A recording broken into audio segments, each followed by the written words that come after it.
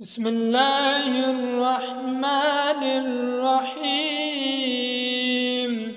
سعید بن عبد الرحمن بن ابزی اپنے والد سے روایت کرتے ہیں، پھر انہوں نے عمار کی یہی روایت بیان کی اور شیبہ نے اس کو یوں بتلایا کہ اپنے دو ہاتھ زمین پر مارے، پھر ان کو منہ کے نزدیک لے گئے، پھونکا، پھر اپنے منہ اور دونوں ہتھیلیوں پر مسح کیا۔ اور نضر بن شمیل نے کہا، ہم کو شیبہ نے خبر دی، انہوں نے حکم سے انہوں نے کہا میں نے زر سے سنا، انہوں نے سعید بن عبد الرحمن سے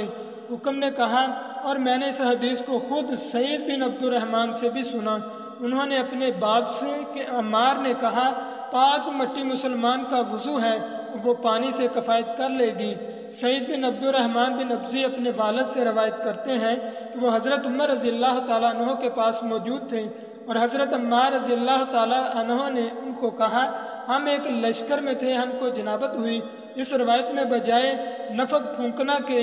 تفل تھوکنا کا لفظ استعمال ہوا ہے۔ سعید بن عبد الرحمن بن ابزی اپنے والد عبد الرحمن سے روایت کرتے ہیں، انہوں نے کہا عمار رضی اللہ تعالیٰ عنہ نے حضرت عمر رضی اللہ تعالیٰ عنہ سے کہا میں مٹی میں لوٹ پوٹ ہوا، پھر نبی صلی اللہ علیہ وآلہ وسلم کے پاس آیا،